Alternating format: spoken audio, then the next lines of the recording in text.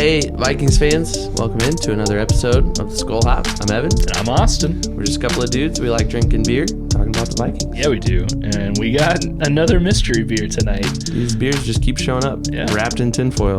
And I brought the beer, and I did the tinfoil, and I was not as time prepared as I usually am. So I wrapped these in tinfoil in the car on the way here. Not while driving, don't worry. But it kind of looks like maybe you did while you were driving, though. It's kind of what it looks like. Hey, you know what? They're covered, mostly. I think there's a couple that you could see, like the prominent color of the can in various spots, but I made sure those were on my side. Because really, we only need two. True. Genuinely just one, but probably two covered. The one I'm holding, I can't tell anything, but I will, because you gave me a hard time. Oh, absolutely. About my foil wrapping job last week. I have to say something about this. First of all, when you put this can in front of me, it leaned over at about a similar angle to the Leaning Tower of Pizza. Pizza? I don't know. However you pronounce it. That one famous Leaning Tower in Europe somewhere. You could probably eat pizza there. Yeah. At Pisa.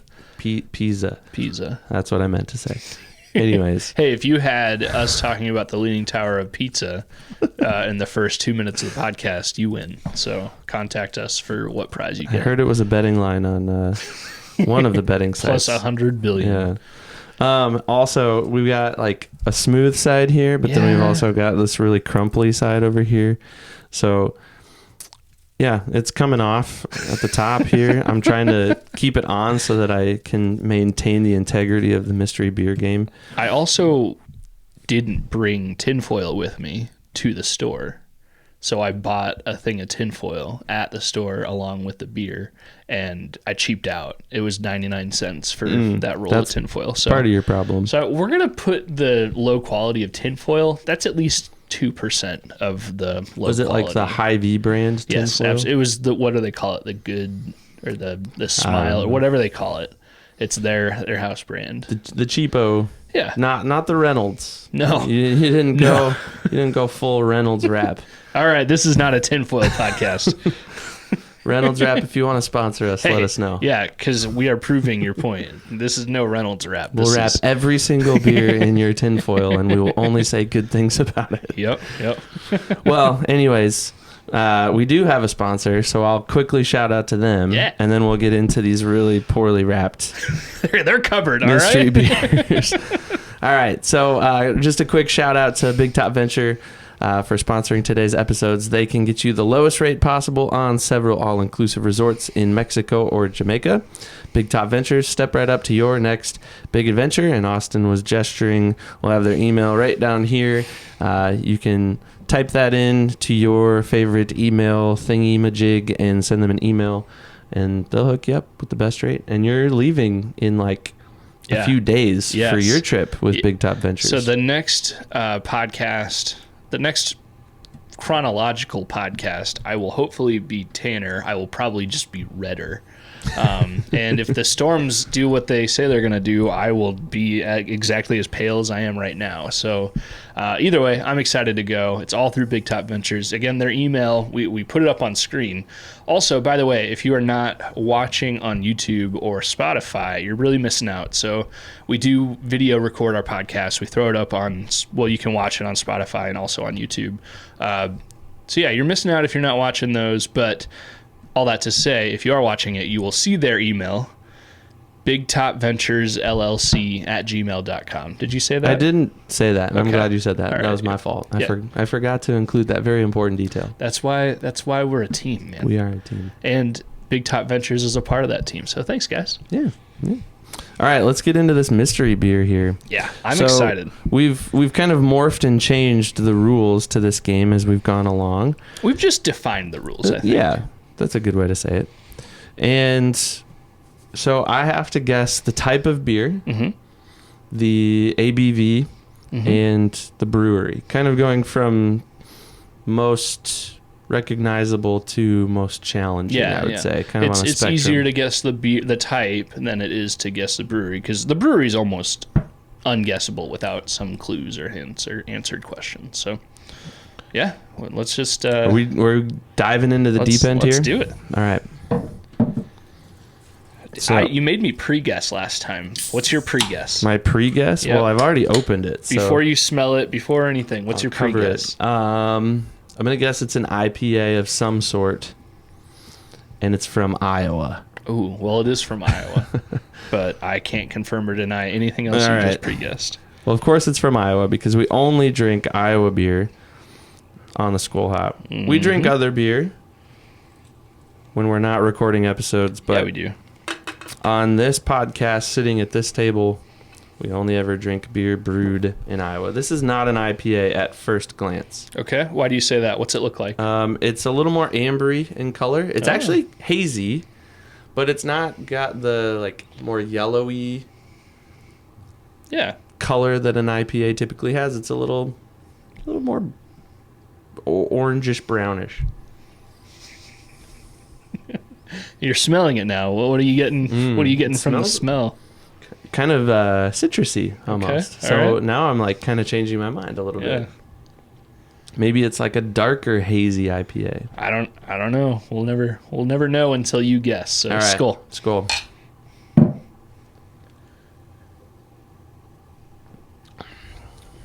Wow. That's a sour of some sort. Yeah, it is. Yes.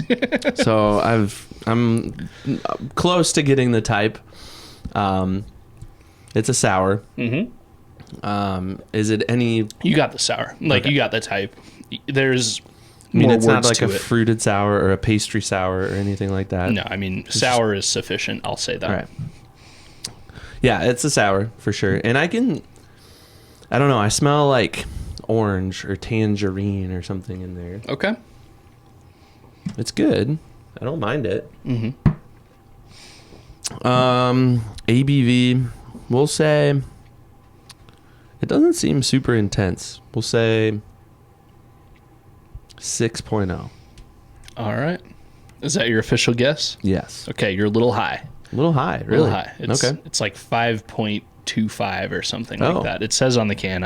I forget. A lot lower than I Yeah, would yeah. expect then. Mhm. Okay. Interesting.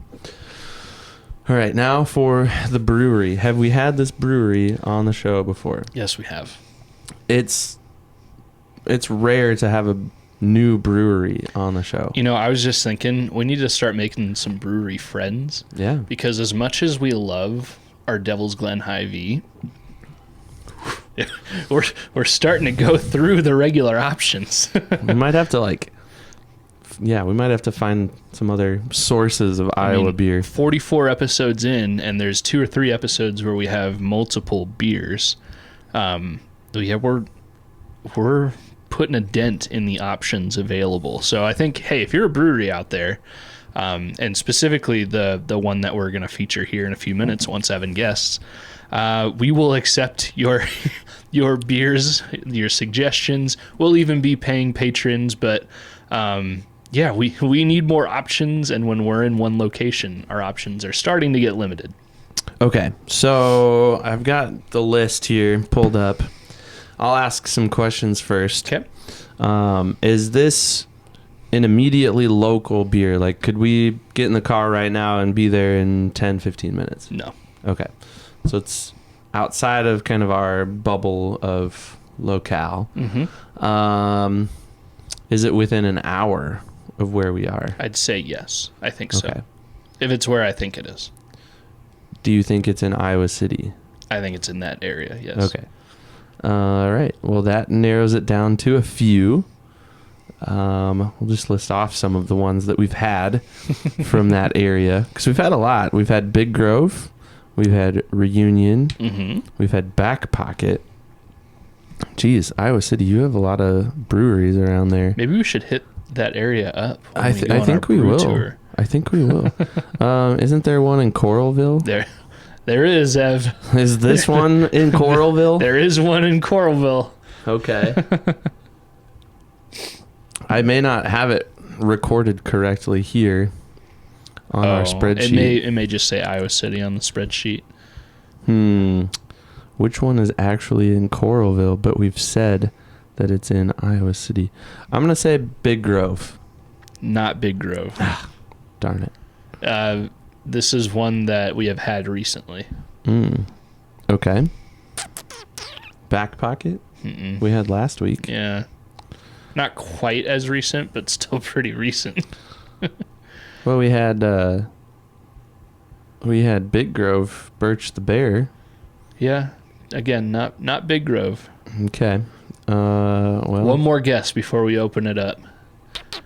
If we go back to recently, it's not on here. Oh, I told you the total wrong area. This is a Knoxville brewery. And didn't we look that up one time? And it's in south Des Moines. South of Des Moines. Dang it! Yeah. This is on me. This is on me. Right. I'm sorry. It is not a Coralville or Iowa City area brewery. To be fair, Knoxville is not a very commonly known town. Not to us, but in Iowa. To people in Knoxville, it is. To people in Knoxville, it certainly is, or in that area. And to this brewery, which is... It is Peachtree. It is Peachtree. So this one's on me. I'm sorry. That's my bad. That's all right, though. I misled you, though. So it's all good. So you got the type right away. You were pretty close to the ABV, and I will take the L on the brewery because I read you wrong. Ooh, Prickly Pear. Yeah. Sour ale. All right. There you go. So we've got Peachtree, Prickly Pear, Sour ale. Mm-hmm. Something that caught my eye on the can was that it's part of their Sour Wood series. What does that mean? I don't know. We'll need Peachtree to let us know what that is. It is a limited edition. Here's what it says on the can. We've taken our Sourwood series to the next level with Prickly Pear Sour Ale. Hints of melon and earthy undertones unfold with every sip. Brimming with fruits of the prickly pear cactus, this subtly tart brew brings its desert sweetness to you. Yeah, and I would say that every descriptive tone on that can, the melon, it's probably more of like a honeydew melon type thing, not like a watermelon. Earthy undertones. It's not a puckery sour. It's definitely a sour, but it's not like a warhead. You know, you're not getting the pain in the bottom of your jaw. And one of my complaints with most sours is that they have this really vinegary flavor to them, and I don't like that. My wife loves it. She loves a good sour, but I don't know. This one's pretty good. Yeah, I think just them saying subtly tart brew, that hits the nail on the head for this. I'm not a sour person, mostly because of that tartness, that, really tart in the bottom of your jaw. Your wife likes it. That's good for her, but that's why I don't like sours most of the time. This one is not bad at all. Just like last week, the hazy forecast, how I said that was not like a crazy heavy hoppy flavor. This in the same way is not an aggressive, crazy heavy sour flavor in the best way possible. I would agree. Well, I'm going to pour another one here. All right, me Fill too. my glass up here. And as we do, we can kind of get into things here and start talking about mini camp.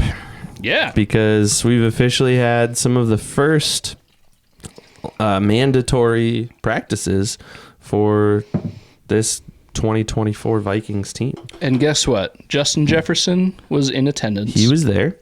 Now, it probably helps that he just got a nice fat contract. Well-deserved. A big fat contract with a PH.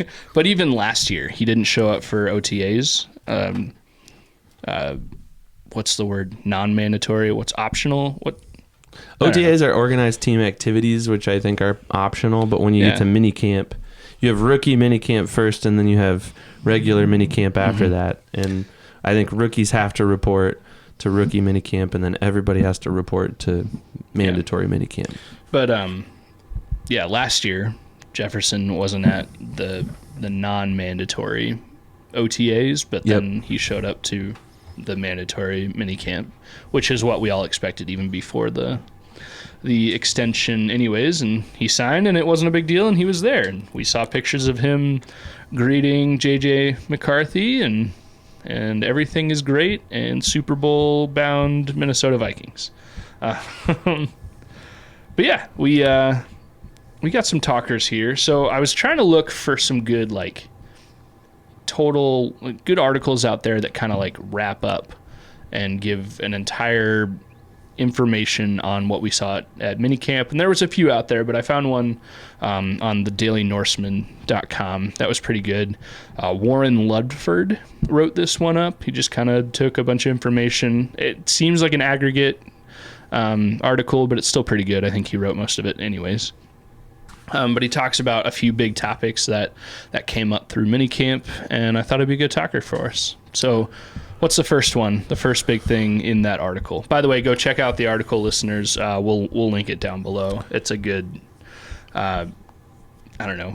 confirmation. I'm not able to find words right now, and I've had 3 sips of beer. It's a good collection of information from minicamp. You've done a fine job, I thought. So he compiles a bunch of information around the different topics, the different storylines kind of heading into minicamp here.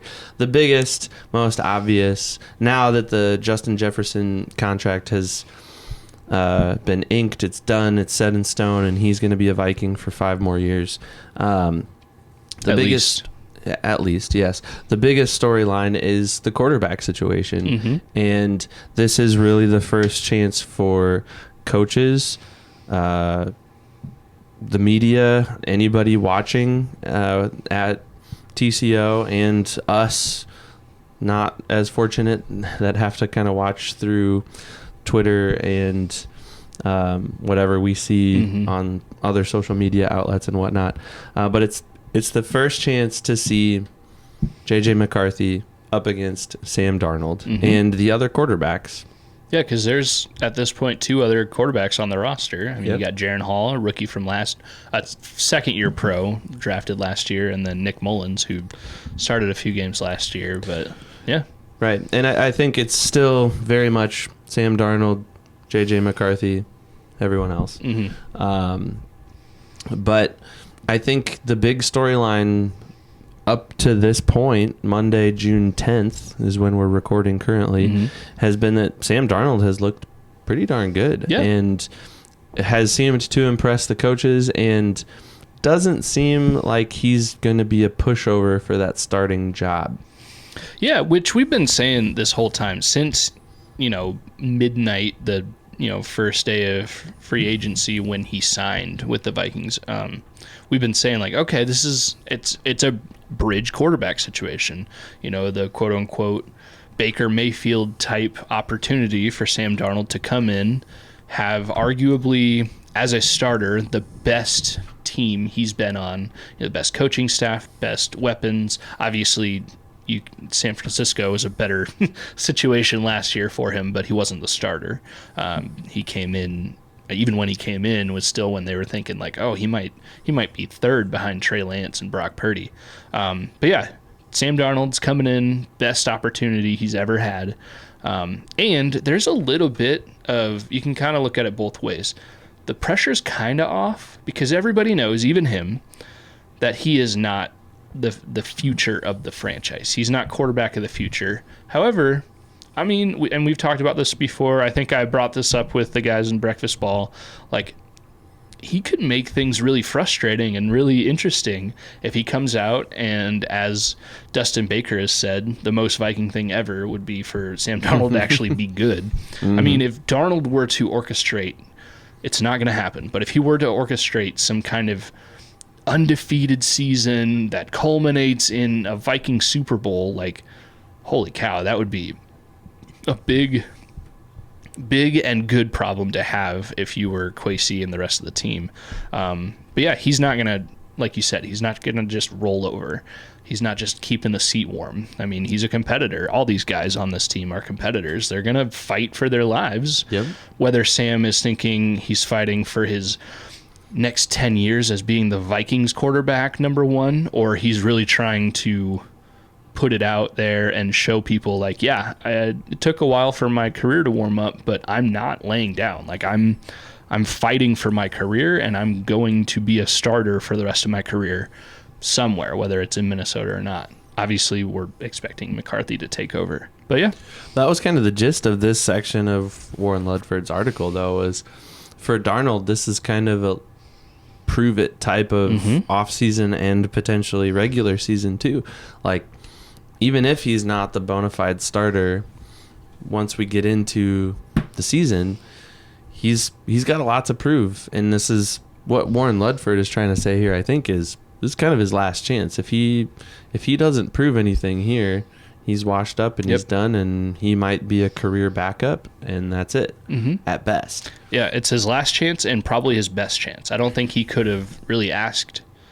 I mean, yeah, I'm a homer, and I'll be the first one to admit it, but I don't think there's a reason media guys were saying Minnesota is one of the best opportunities for any of these highly touted rookie quarterbacks to come in.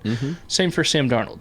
He couldn't have asked for a better situation to walk into and sit immediately in the QB1 seat until he makes them take it away from him. Well, and I think because we're both homers, because we're both Vikings fans until we die,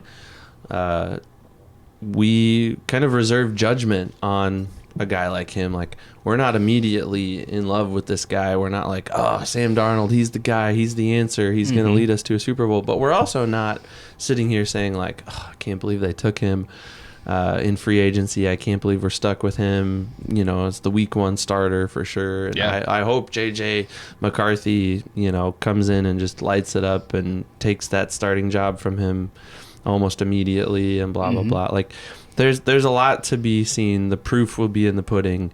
And I don't know, this quarterback competition is really interesting. Yeah. And it's going to be an interesting storyline from now until probably the end of this season. Yeah, until JJ proves he is worthy of the starting position or not. Yeah, you're right. It's going to be something that we kind of talk about until it's not a talker anymore, which should drag on for a while.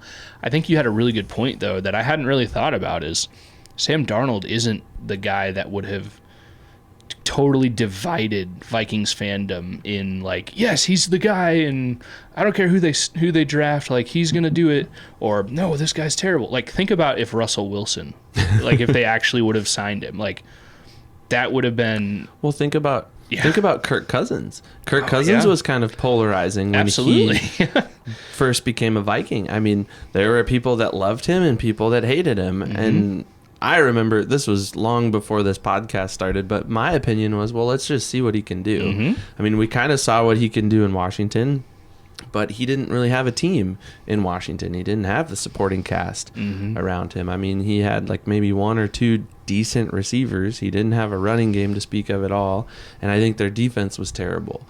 So, and then of course we got 6 really good seasons.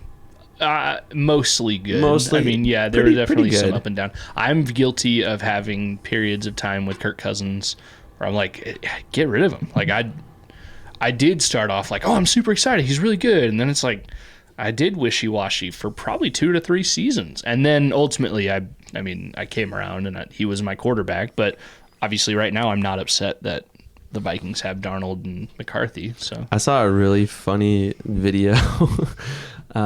It was one of those, I don't know, a TikTok reel kind of things where it's obvious that they've come up with a script and it like cuts back and forth between the different players. And I think it was like Arthur Blank, the owner of the Falcons, and the fans maybe of the Falcons. And it was kind of it was like this conversation back and forth between the owners and the fans or something like that. And, it was like, yeah, we got Kirk Cousins. This is going to be great. He's a really good quarterback. And then the other side of the conversation is like, yeah, on Sundays before 7 o'clock. And that was just like the rolling theme of the whole video. I'm probably misrepresenting the whole thing, but the theme was like, yeah, on Sundays before 7 o'clock. Yeah, noon on Sundays is the best, the only good Kirk Cousins. Which, have fun with that, Falcons fans. It's kind of dawning on me that we're not, until Darnold or McCarthy make their own narratives, like we are done with the prime time. They can't win in prime time and hasn't beaten a winning team and stuff like that. Like that's that moved to Atlanta. That's not that Minnesota narrative anymore. has moved on from Minnesota. It's gone south Mm-hmm. and east, which is fine. But hopefully neither of those guys develop a similar narrative with the Vikings. That would just be frustrating to be stuck in this, like, well, maybe it's not the quarterback. Maybe it's the franchise that just can't win those big games. That can't win in prime time. That can't win on Monday night. That can't win those Christmas Eve games or whatever. Yeah. Like, that's frustrating. There is something cool right now to be in a situation where not all of our eggs are in one basket, quarterback-wise. Like, I think most rational Vikings fan is perfectly fine with Darnold being the week 1 starter and starting the majority, if not all, the games this season and seeing how it goes as long as you develop JJ. But like I said, I think last week with Dustin, JJ kind of feels like that Mario Kart mushroom. Like, he's the thing in your back pocket. If things aren't going right, you can just eat the mushroom and then that'll obviously solve all the problems and McCarthy's going to be great. And then, but like last year, if, what were we, 1-4?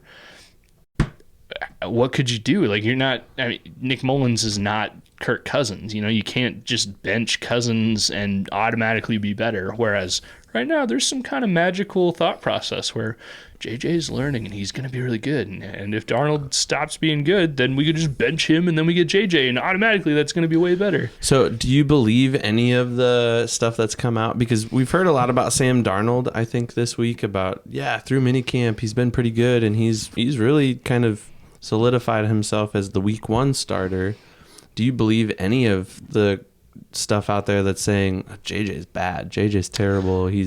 I think it's hard right now to really put a lot of stock in any of it. I mean, even if it was, oh man, JJ's throwing 200 yards and hitting a paper plate in the wind from 1,000 yards away, but when it hits the plate, it's still going 100 miles an hour. Like, you can't really put a lot of stock into really anything right now. Now, I'm sure if somebody was just horrible, like hadn't completed a pass at all, I think you'd be able to tell if somebody was just terrible. If you threw me out there in Vikings, at quarterback for minicamp, it would be pretty clear pretty quick that I'm not an elite level athlete. But, and I think Darnold's whole career, he's had, nice, good things to say about him in minicamp and in training camp and stuff. It's just everything's so different and so much more real once the games start. Sure. Even between preseason to the game, like, we won't really know how good or bad anybody is until they start playing. So we've already done this at least once, but let's do it again with a little bit of a twist. Okay. The Vikings make the Super Bowl this year. Who's the quarterback? Oh, you're saying, like, hypothetically speaking. We have the Marty McFly Sports Almanac, and we just see that they made it to the game. We don't see anything else. Who do you presume is the quarterback that leads them to the Holy Grail? I don't know. I mean, because you could, in that totally far-fetched scenario, I could believe a ton of things. Like, maybe it is, Darnold played well and then tore his Achilles, and then McCarthy came in and lit it up and became Rookie of the Year.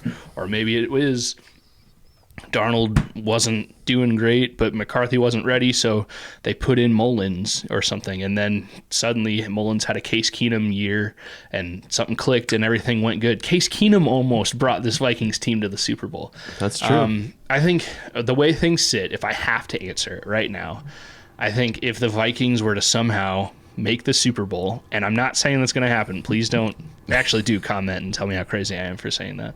I think realistically, the way things are sitting right now, it's because Darnold turned it on and figured it out, and Mark Brunelled his way into the Super Bowl. That's a good reference right there. Mark Brunell, what a guy. Yeah, but look at him. He had a historically great defense. The Vikings defense right now is not the 2000 Ravens defense. I'm not saying that, but I think a lot of people are thinking this team is going to perform a lot worse than they're capable of just because they had 7 wins last year. If Kirk Cousins would have been healthy, they would have won a lot more than – they were heating up. They would have won a lot more than 7 wins. I'm not saying they would have won the Super Bowl, but the defense was playing well until they stopped after the Cincinnati game. And there was just a huge loss of momentum when Kirk went down. Yeah, and think about it too. Like, I mean, Justin Jefferson was out for a third of the season, more than a third of the season. Addison was still a rookie learning how to do things. It was, once the season was pretty well lost, but Hawkinson went down, and he might not be back until week 7 this coming year, which that's another talker we'll get to. But, I mean, they say every year there's not a lot of difference between the best team and the worst team in the NFL because they're all talented. They all have professional football players. But, yeah, I think this Vikings team underperformed last year for whatever reason you want to look at. And I think they're going to regress back to the mean, which will mean they will be better than they were last year. There you go. Yeah. What do you think? If they make the Super Bowl, how does that happen, Ev? I'm sticking with JJ. I said this. I don't remember what episode it was, but I will stand pat, and I will not go back on what I've said previously. I think after the bye week, JJ McCarthy takes over. I think it's just a natural break in the season. They'll travel internationally, play that game in London against the Jets, and then come back, have a week off, reevaluate. Things won't have gone very well, I don't expect, in those first handful of weeks, and they'll make the change. And if, again, that's a big if, but if the Vikings were to make it all the way to the Super Bowl, I think JJ's the guy. I think he's the one. Well, I don't have a lot to back that up. The great thing is intuition. We get to watch it unfold. And if they make the Super Bowl, who cares how it happened? I don't care if somehow they change a rule and Kevin O'Connell is the starting quarterback. Like, I want to see it. Like, I don't... Player coach. Yeah. But yeah, I'm not putting a lot of money on the Vikings making the Super Bowl this year. I don't think a player coach has happened since Michael Jordan did it in Space Jam. Maybe, yeah. It's been a while. Yeah, that's true. What a good movie, Space Jam. And to be real, I don't think a player coach could happen. Like the rules, like I don't. Totally hypothetical and not real. But what is real is the fact that N'Keal Harry might become a tight end now. Yeah, and reading this article, it kind of makes you think that might be his position of. Not choice, like the most valuable spot for him to be on the field as opposed to wide receiver, because he is a bigger dude. You'll read in the article when you do check out the Daily Norseman Warren Ludford's article that N'Keal Harry, he even says in the article, he's basically physically as tall as TJ Hawkinson and like 10 pounds lighter. So TJ's a big, like he's tall, but he's a big dude. I think N'Keal Harry right now is like 240 pounds, which for a wide receiver is way too big. But for a tight end, that's kind of perfect, especially if you're a pass catcher. So he's bigger, and I guess the knock on Harry his whole career, because he was a first-round wide receiver in 2019, one of his biggest knocks consistently has been that he doesn't have the speed to break away, to get separation just off of his speed, which in the article points out as a tight end, that's not as big of a concern when you're going up against linebackers and safeties, and you're not in a position that you have to rely on being wide open, because Harry is good at making the contested catch too. So after reading this article, I went from thinking Harry is just making a last-ditch effort of switching positions to try to make a team somewhere, to now thinking, I mean, with Hawkinson out, he could fight for some like considerable playing time on the field as a tight end for the Vikings. And yeah, I think the tight end position is definitely a pretty underrated question mark going into the season right now with TJ's injury and with this kind of interesting shift of N'Keal Harry to that position, along with some acquisitions at the position through free agency and the draft as well. So it's going to be really interesting to see who ends up making that 53-man roster in that position group. The most interesting thing will be how quickly TJ Hawkinson comes back, I think. And the thing that Vikings fans are hoping for is that he's back. I don't know that we're necessarily holding our breath for anything before the bye week at this point. But, yeah, he will likely end up on the PUP list to start the season, which puts him out 6 weeks, right? Yep. Robert Tonyan, the NFC North familiar face, played for the Bears and the Packers. And the Lions. He's started for, or at least made I don't think he ever actually season. played for the Lions. He was not practice squad.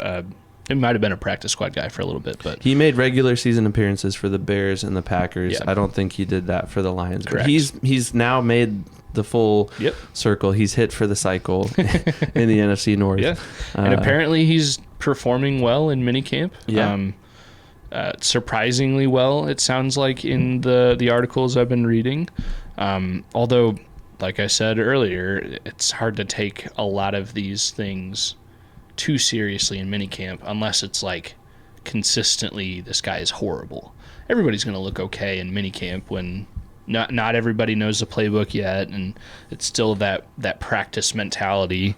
But yeah, it's nice. It's better to hear he's looking good rather than he's looking terrible. So, and then of course you have the two guys that were on the roster last year that are coming back: Johnny Munt, Nick Muse, both. I think better known for being blocking tight ends over receiving tight ends. Yeah, I think maybe a little bit more balanced, whereas Josh Oliver is absolutely capable of receiving, but he's absolutely the blocking tight end.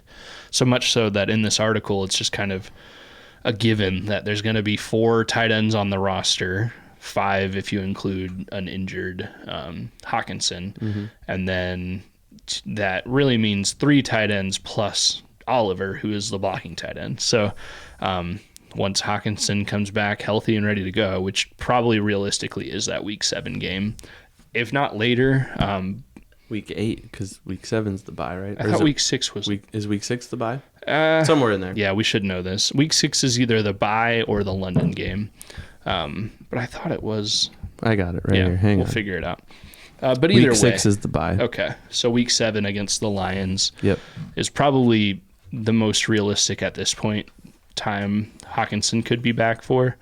Although I think KOC did mention something at some press conference not terribly long ago, something about the IR rules are pretty nice now, and they could put him on IR and designate him to return, and he'd miss less guaranteed time than putting him on the PUP list. But let's just, as Vikings fans, set ourselves up. He's going to miss the first 6 weeks, and they'll be okay. I think even without him, this tight end room is set up to be decent. Not elite, not Travis Kelce, but decent. Well, you think about the position, right? Aside from the Chiefs and Travis Kelce, you need somebody who can be a reliable run and pass blocker on the outside, and you need somebody who can break out, run a route, and catch a pass, and bowl his way forward for a handful of yards. And you may have just described in order Josh Oliver, and if we're reading this article right, maybe N'Keal Harry. Yeah. Or Johnny Munt. Apparently Nick Muse was out all of minicamp with, they said it was injury. An undisclosed injury, which that's not the time you want to be out in a while if you're a bubble player, but yeah. Yeah, you're right that there will probably be 4 or 5 guys, and right now there are 5 or 6 guys in the mix, and so someone's going to have to go, or a few someones are going to have to go, and it'll be interesting to see which of those tight ends make the cut and which don't, and hopefully TJ makes it back, and hopefully he's the same type of player that we saw kind of before his injury. He's a heck of a guy, heck of an athlete. Absolutely, yeah. And hopefully, I mean, nowadays ACL, yeah, it's a season ender, not a career ender, right? Anymore. It used to be a career ender. So hopefully he can come back stronger than ever, and lead us into the black. The rest of the article goes on to talk about specific position competitions at left guard and cornerback. I think left guard, you're talking, it's that Blake Brandel and Dalton Reisner, which after seeing the contract numbers for Reisner, which I don't think we had when we talked to Dustin last week, we just knew that he had signed.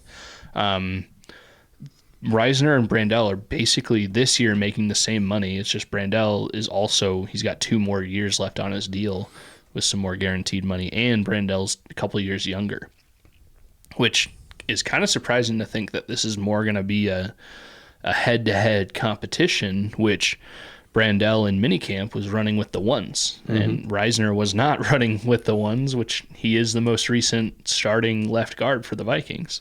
So I'm a little surprised by that, but I mean, I'll agree with you what you said a few weeks ago about being, a little quote-unquote sappy about guys and being fans of the guys as well as the team. But I think we would both agree. I don't necessarily care who it is, as long as it's the best guy in the spot and as long as the team is winning. And it's clear that they're winning because the guys are the best. Well, Reisner said in his press conference after signing his deal that he's ready to go. Yeah. And he's ready to play whatever he needs to play to make the position. He said, I'll play left guard, right guard, center, right tackle, left tackle, running back, wide receiver, whatever you need me to play, I'll play. Yeah. And that's not a direct quote, but that's a summary of what he said. And I truly believe if in a game they said, Dalton, you're the flanker, get out there, he might in his head be like, what? But he'd be like, all right, let's go. Which, I mean, yeah, I definitely believe that. And then we'd all talk about it and hear about it in his locker room press conference or interview session. But I'm a Dalton Reisner fan, absolutely. For sure. But like Dustin Baker said last week, as it relates to the offensive line and KOC, I'm going to trust the coaches. I mean, if they thought one of these rookie guys was better than Bradbury at center, like, all right, I guess he won the job. I want the team to win, and then I want these guys to be good. I want to like these guys. At worst, at the left guard spot, I think you've got depth. At worst, right? You've got 2 guys that are familiar with that position. They're familiar with Bradbury right next to them. And they're familiar with the offensive scheme at this point. Both of them are, Brandel and Reisner. Yeah, Brandel's been a Viking for a few years. Yeah. So at worst, you have depth. At best, you have a really healthy competition, and the better guy is going to play, and the other guy's going to come in when the other guy either A, needs a break, or I think Brandel's the better run blocker, and I think Reisner's the better pass blocker. So at best, or at worst, I don't remember which one I started with now. But anyways, when it all comes down to it, you can flip-flop based on what kind of play you're running. And that doesn't it's not like hockey where you can in line make substitutions kind of as the play's going, but I mean, you can make substitutions every several plays if you need to, and you can run a guy in and run a guy out. Yeah. Based on what you're doing. And of course you don't want to show your hand to the defense and, Reisner's in, so we're going to pass, obviously. Yeah. But I don't know. I think having 2 guys at that position opens up a lot of really nice possibilities, and the depth alone is encouraging. Yeah. It's also, I think it says a lot about Brandel for the guy to, I mean, right now I think he's sitting in that LG1, seat. Like, it's his job right now to lose. And maybe it's just let's see what he can do with the ones in minicamp when we're just trying to see what everybody can do. But for a guy, I mean, Reisner and Brandel have both been on the team. Reisner 1 year, Brandel for a handful of years. With these coaches, everything, this offensive coordinator, everything. Brandel's not some random guard that they signed from the Chargers or something. Like, they both have equity with the playbook and the team and the coaches. I think in that scenario, if Brandel is still getting more looks, that kind of makes you more impressed with Brandel because he's he's showing some improvement, and maybe, like you said, competition can only make this better, and I think either way, this means the left guard position is going to be in a good spot. Iron sharpens iron, and maybe Blake was sitting on the sidelines last year watching Dalton get all these reps at the starting left guard in game, and he just was taking mental notes like, all right, this is what I need to do in order to be more successful at that position. Yeah. Maybe. I don't know. Either way, I'm excited, and I know regardless of what Reisner's feelings internally are, he's only ever going to be outwardly a good teammate, and they'll all play. When have we ever seen all 5 offensive linemen play every single play of every single game? Woo. Oh, no. That got out of control fast. Evan got excited. His beer overflowed. That got escalated. You quickly. You got a whole roll of paper towels down there. I do have some paper towels. We're ready to go. But either way, left guard position, it's going to be in a good spot no matter who's actually playing on game day. Cornerback position, which was really the rest of that article, basically was saying Shaq Griffin. Yep. He's running with the ones. And then who else did it say? Was it Andrew Booth was running on the other side with the ones? And Byron Murphy was taking a lot of time on the inside. I might be getting that wrong. I think maybe they said Byron Murphy was on the outside. Byron Murphy on the outside is what the article says. And yeah. Mekhi Blackman getting some reps with the ones as well. It also mentioned undrafted rookie Dwight McGlovern. Is working one-on-one a little bit, and maybe that was one time for a few minutes after one practice, or maybe it's been every practice. He's been kind of taken under Byron Murphy's wing a little bit and getting some veteran mentorship from Byron Murphy, which is nice because McGlovern was, other than Jashawn Jones, was one of the other guys the Vikings gave some pretty hefty guarantees as far as undrafted free agents go this year. If he makes the roster, you know that there's going to be all sorts of McLovin jokes out there. And that could bode even more into the idea that people are, hot takes right now are that Caleb Evans might not make the team, or like we spent some time last week talking, Andrew Booth might not make the team. Some defensive backs are not making this team, and if McGlovern does make the team, that means another guy or two are surprisingly not on the team. Which, again, if it makes for the best team possible, let's go. Yeah, for sure.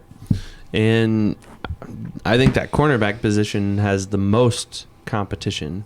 Good, because it was pretty weak last year. So competition, iron sharpens iron, like you just said. Competition can only be good. Because what do you carry typically on a 53-man roster? 6 cornerbacks? 5, 6, something like that. Although this version of the Vikings with Brian Flores, they will carry more safeties than most traditional teams. Well, yeah, which will cut into your cornerbacks. Flores will use a safety as a cornerback. He'll use a safety as a linebacker. He'll use a safety as a defensive tackle. Exactly. He will throw those Josh Metellus players everywhere. Ivan Pace. He'll put them everywhere on the field, and they'll look like they're a safety, or they'll look like they're a corner, or they'll look like they're a defensive tackle, but they're not. So, yeah, it's interesting how that all kind of shakes out for sure. But a lot of competition in not just mini camp, but then moving forward, I think, into training camp and the preseason and and we're really starting to. It feels to me more and more that we are seeing Kwesi's Vikings team.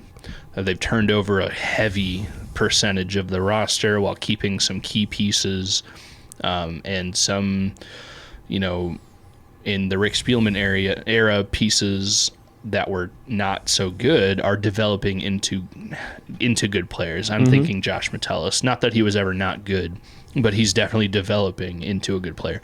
Cam Bynum is developed. He was a full season starter last year. He's developed.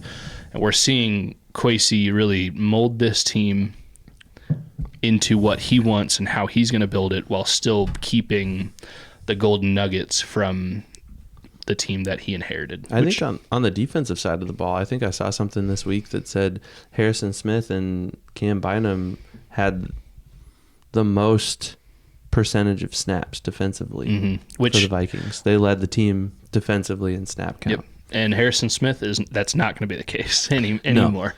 No, and we've seen that coming for a couple of years now. He's getting old and starting to slow down a little bit, but he's still a heck of a player, and he's a guy you want on your team. Oh, absolutely. And even if he's not on the field every single play, he can still make plays and make a difference in a lesser percentage amount of snaps. Harrison Smith, even though he's famously not the rah-rah guy in the locker room and the fire him up leader, the guy that's going to make the big locker room speech, he is the guy that is going to lead by example and make other teammates better just because they know, oh, Harry does it this way and it works for him. Why does it work for him? Why does he have that weird 2x4 contraption in his basement? Obviously it works. So let me ask him about that. He's showing up. He's played for a long time. He's seen the best. He's seen the worst.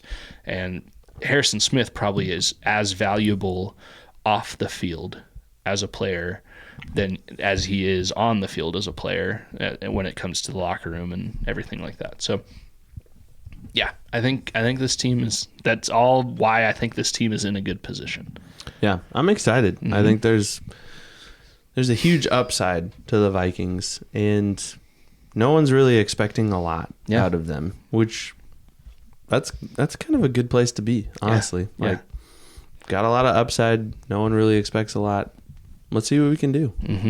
And because they finished 7-10 last year, people automatically put them in that tier of teams. Vegas has them in that tier of teams. A lower tier, and I genuinely believe they are better than that tier. Yes, I'm Homer. Yes, I'm going to see the good over the bad, but I really think they're going to, if they perform the way they should, they'll get 10 wins. You are, and we can go back, and viewers out there, you can go back. You are more optimistic now than you were a year ago. Oh, yeah. I think. About the Vikings. Absolutely. But I will be able to back this up, and I will back it up when we do, in the next few weeks, when we do our week-by-week win or lose prediction of the whole schedule. I'm excited for that episode. It's going to be fun. Yeah, it's coming, and we're going to have to squeeze that in here because we got a busy schedule. Yeah, coming up here. And speaking of the schedule, NFL, a lot of casual fans, even myself, unless I specifically look it up, after the draft, I don't really know what's happening in the NFL world schedule-wise until, I know training camp starts at the end of July. But other than that, for some reason, it's always like, oh, I guess this week is OTAs. Or, oh, yeah, there is a mini camp this week. Or, man, I haven't heard any news NFL-wise, for 2 weeks, what's going on? Yeah, I just don't know the off-season schedule. So I thought it might be cool to look it up, kind of give our viewers and listeners some idea of how the NFL is going to work for the next few weeks or couple of months. Yeah, so you kind of put this together. Yeah, I just looked up the dates from last year, because even training camp 2024, they haven't really announced specific dates yet to the public. So I just looked at last year and figured it'd be pretty similar. Sure. So kind of run us through some of the key dates here. All right. So obviously we've already passed the draft. That was late April. And then a week or two later was the first round of OTAs. I guess the Vikings are doing it a little bit different. And I read in the article we talked about last segment, they're kind of splitting their OTAs up into two different, sections. The first round was a few weeks ago of OTAs, and then mandatory minicamp was this last couple of weeks. Just finished up last week, I think. And then soon, within the next couple of weeks, will be the second round of OTAs. And that next round of OTAs is what is going to be considered that quote-unquote rookie OTAs. You're going to see guys that are on a tryout basis or, have been in the league less than 3 or 4 years. So the whole draft class will be there. Hopefully, JJ will have signed his full contract by then. I think he and maybe one other player haven't signed their contracts with the Vikings yet. They're on some provisional, injury guaranteed contract right now. But they'll sign. That's not a concern. People aren't holding out. Rookies aren't holding out like they used to anymore. So, yeah, we'll have that second round of OTAs, and then it's going to be pretty quiet for like 2 months, a month and a half or so until training camp. And like I said, we don't know the specific date that training camp will open up this season, but last year the players checked in on July 25th. So just looking at the calendar, kind of lines up this year to be the 23rd of July. So that should be like when we see, the videos of the players walking up with their backpacks and their TVs and checking into it used to be dorms, but now I think they stay at the hotel. But yeah, we'll see all that towards the end of July. Okay. And then like not even a handful of days later, there are some things on here that I've never heard before. Yeah. So like this is kind of new to me. Mm-hmm. I've never paid attention to the off-season schedule at a granular level like this, but you have back together weekend. What is that? So last year, I guess, and I don't know if this is an annual thing, but the Vikings held, I think it's like a fan welcome to training camp type event that they called Back Together Weekend. And last year it was on July 29th, which I think was the Saturday after every player checked in. And I think that's when they open up, because training camp is like you can go and attend training camp and sit in the stands, and it's like a little mini fair. Like they have food trucks and stuff, and you can buy things from the merch tent and like see training camp happen most days of training camp. So I think that back together, quote unquote, back together weekend is like the introduction of that publicly available part of training camp. It's like opening day for training camp. Yep. At TCO. Mm-hmm. Which I want to go to sometime. That would be cool. I went to training camp years and years and years ago. My wife and I did when they were in Mankato. I think it was like the year we got married. 2011.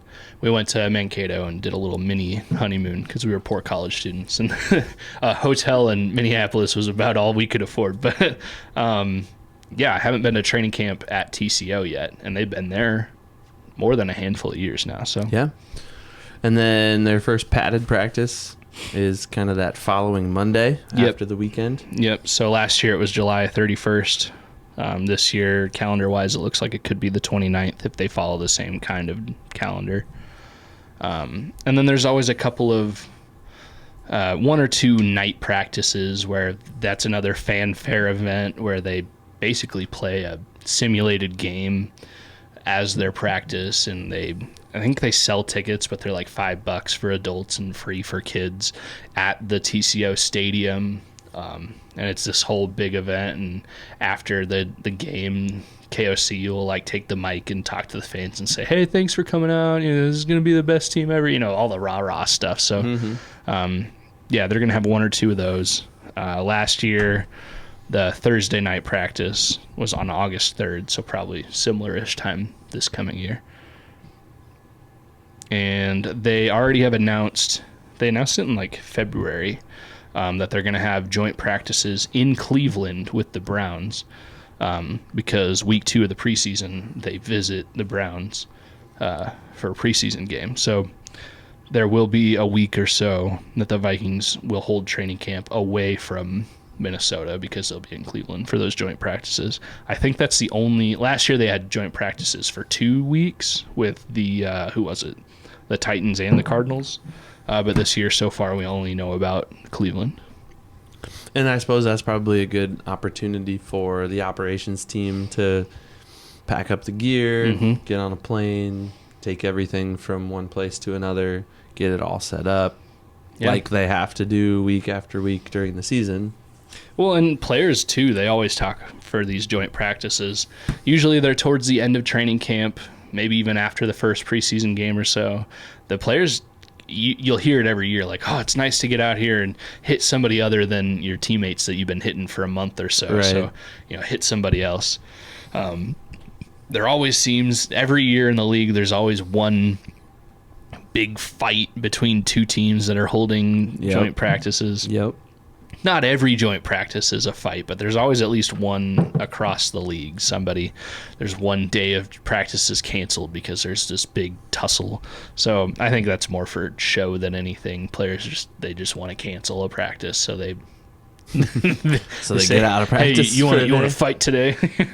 So hey, let's put on this big fight, and then we don't have to practice the rest of the day. Let's do it at 8:00 in the morning. Yeah. So that's kind of the gist of things. Training camp essentially will start up July 23rd or so, and it'll go all the way up until cut down day. And there used to be like 2 or 3 levels of cut down day. Like for years you had to be, down to 75 by this day and then down to 53 by this day. But they kind of went away with those tiers of cut downs. So now it's just one cut down day. Last year, and again, they haven't announced when that specific cut down day is yet for the league this year. But last year it was August 29th at 3 p.m. Central that every team had to be at or below 53 players. So this year that lines up to be the 27th of August. Yeah, you can kind of use your deduction skills. Here's when week 1 is, here's when training camp is, and you can kind of guesstimate. So, yeah, no, you did a great job putting all that together and doing all the research to kind of figure that out.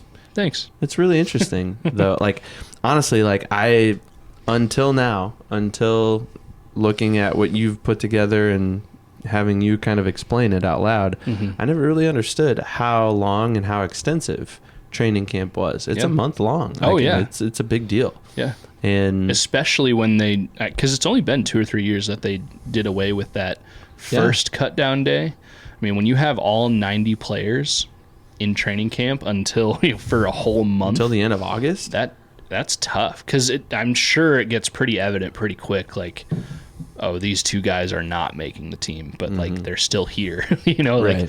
And then after cut down day, you still get that week or 2 where it's like a little bit of shuffling, because other teams will be surprised that the Vikings cut so-and-so, and they'll pick them up, and then they'll have to cut somebody else. So it'll shuffle around a little bit, and the Vikings will pick up somebody that another team cut, so they have to let go of somebody else. So yeah. So end of July to end of August, that's going to be a pretty interesting time. Yeah. Training camp, possibly some interesting storylines coming out.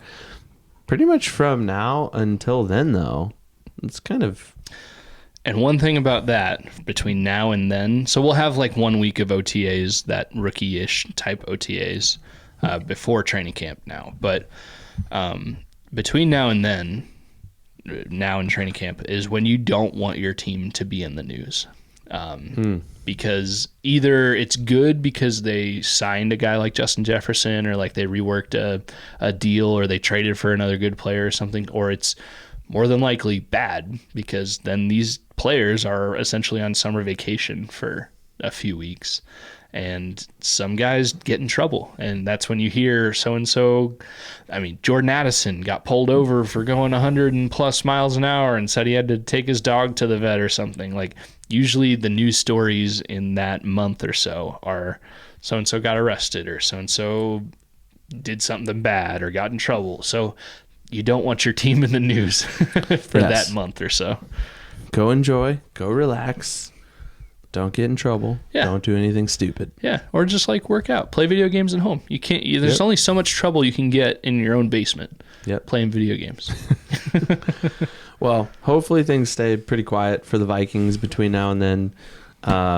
It's been a pretty eventful offseason for the Vikings. Yeah, a very pivotal one. There's been a lot of moving pieces.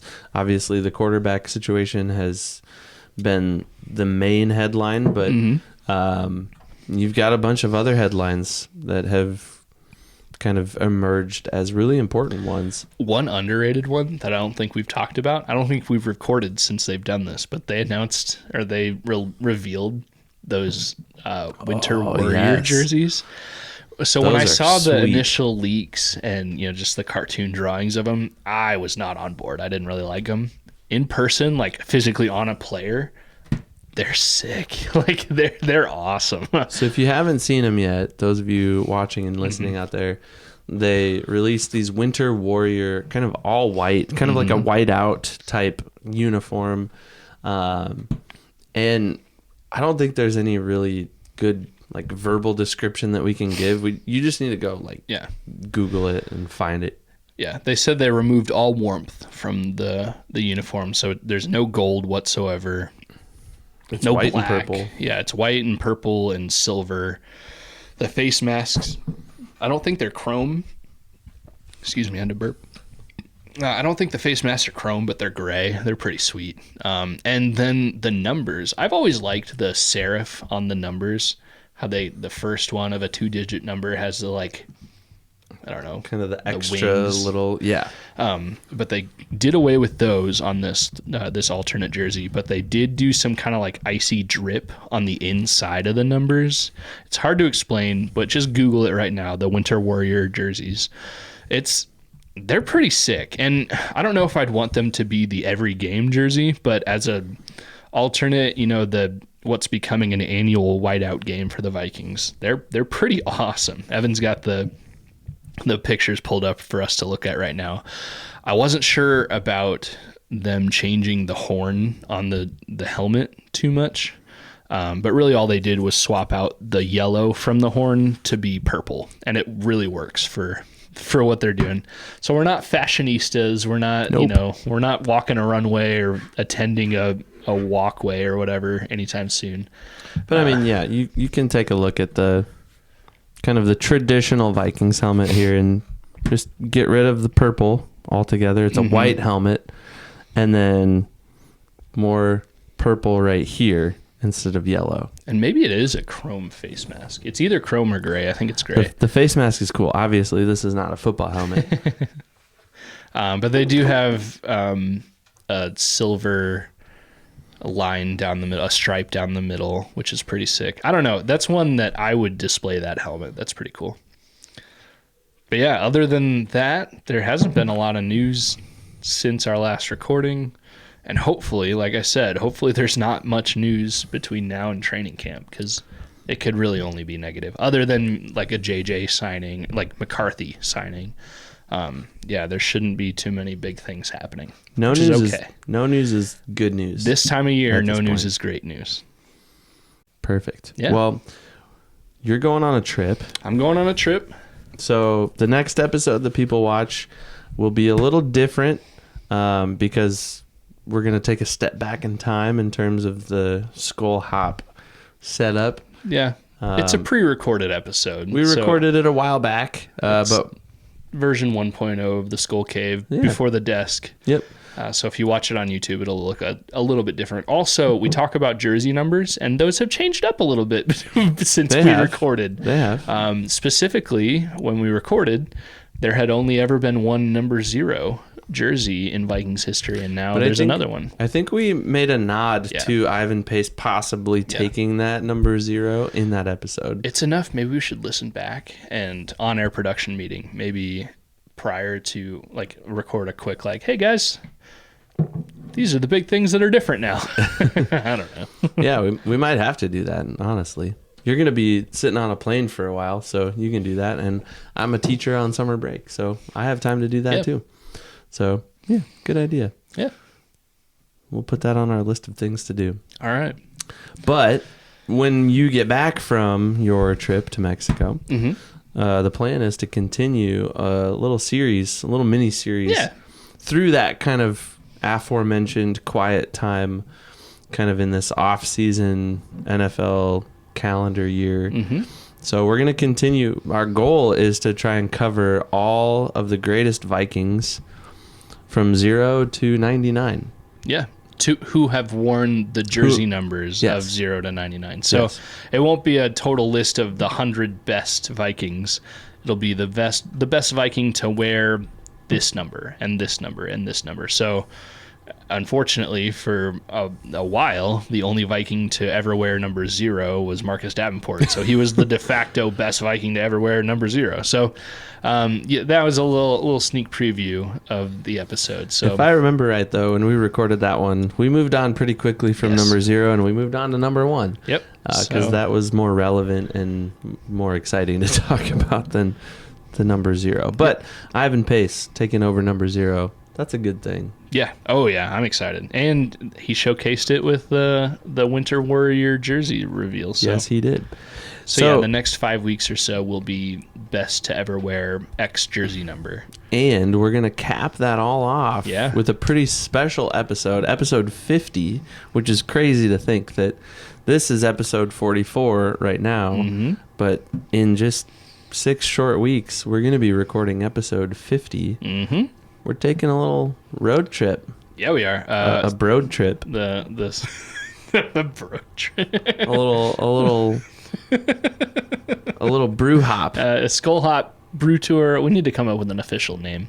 So all that to say, if you are an Iowa brewery and would like us to come visit, we've said it a few times. Come visit, check out your beers. Maybe even talk to one of your brewers, maybe even see your equipment and showcase how awesome you are. We'd love it. Let us know.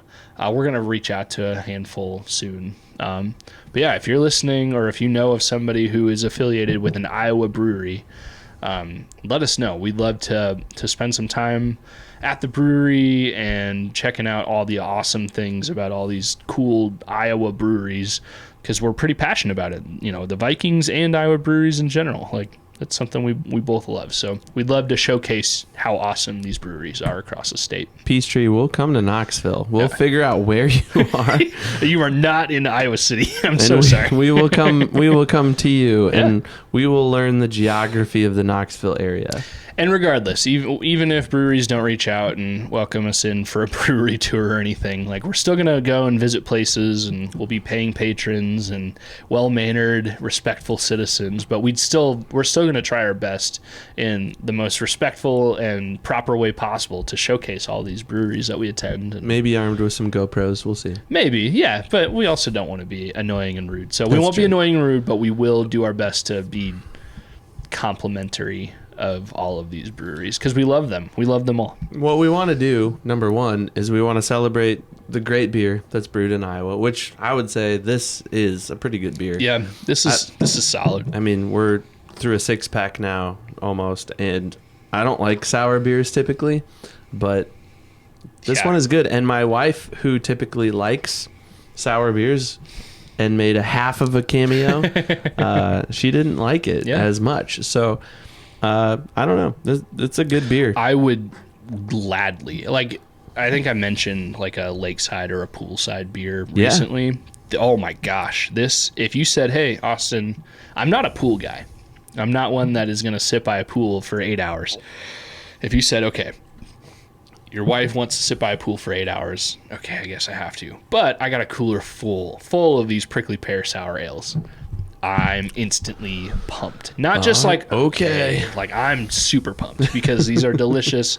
They're 5.25%, so that's crushable. That is square in the crushable category. You're drinking 15 of these and still making it to dinner on time. 15 of these would be a lot. Yeah, don't drink 15. But yeah, if you got nothing going on, you're not going to drive or ruin anybody else's day or hurt yourself, drink 15. It's okay.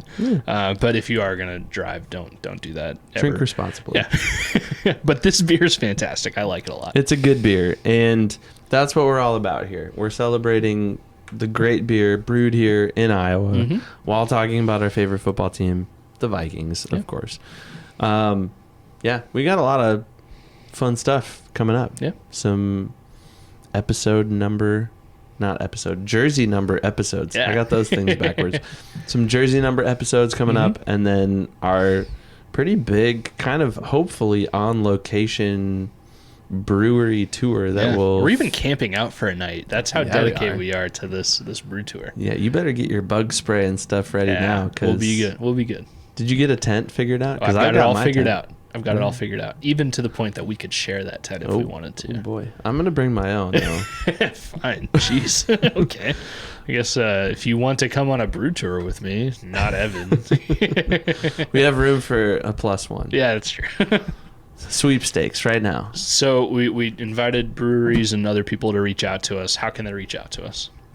Everywhere, but more specifically, email is a pretty good place. theskolhop@gmail.com. or you could hit us up on Twitter at the Skol Hop, or Facebook message. It's also a pretty decent spot, or Instagram. They're basically the same thing. Yeah.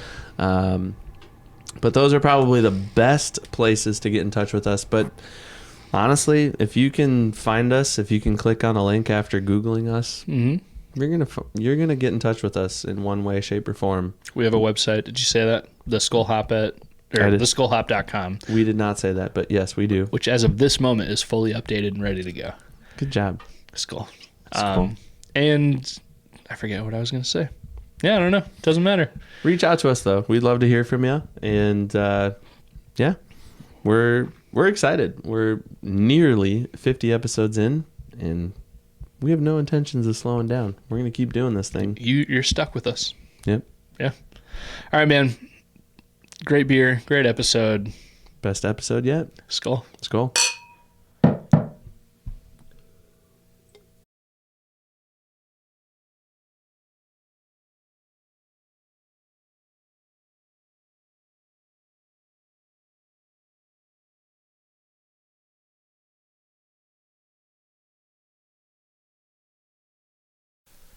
Hey Vikings fans, Evan here from the Skol Hop, and we just wanted to say thank you again so much for listening to the Skol Hop, and we also wanted to take one more opportunity to let you know that this episode of the Skol Hop has been brought to you by Big Top Ventures.